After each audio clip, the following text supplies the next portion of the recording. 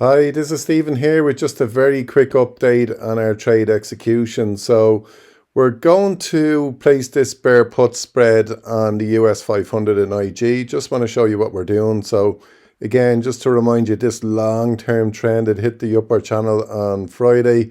It's pulling back a bit. Iran are refusing to go into talks. Oil's up 6% today.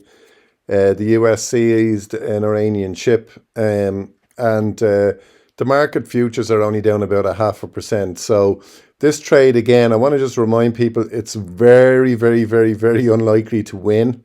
So this is where you risk a small amount with a low probability to make a lot. And what we're saying here is potentially the market could sell off hard in the next week or two. So we're looking at the April 30th expiry here. What we're going to do first of all, and remember this is a 10K account, so you extrapolate your bet size based on the size of your account, but this is based on a 10K account. We're going to buy the 6800 put, and you can see the cost here at the moment is 18.24, and our bet size here is going to be 6, and we're going to just click on place deal. So when I come over to our positions here, you're going to see this position here. Okay, so that's part 1. Now what we got to do here is go and place part 2. So we go back to our option chain for the exact same expiry, and we just click on the sell price for 6,700. And again, we're going to click on the bet size again for a 10K account. It's going to be 6. We click on place deal. So now when we go into our positions, you're going to see we're going to be long on one side of the trade, the 6,800 put, and we're short on the 6,700. And that effectively is your bear put spread. So what we want to happen now, folks, is we want the market to sell off. That's the bottom line.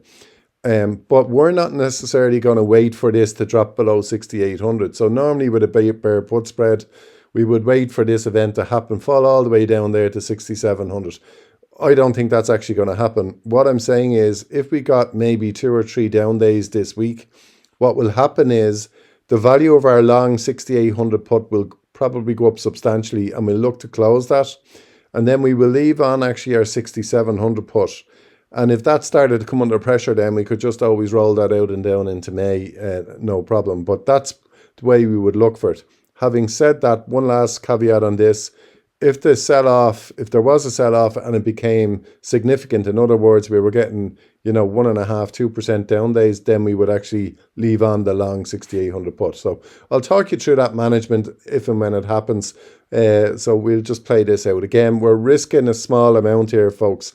All I have at risk here, just to spell out the numbers for you, if you look at that, the difference between 18.25 and 9.45 is very, very small. So we spent 18.25, we took in 9.45, so that's less than 9 multiplied by 6.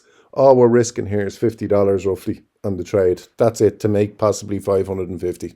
Okay, so that's really what the trade is. It's a low risk trade.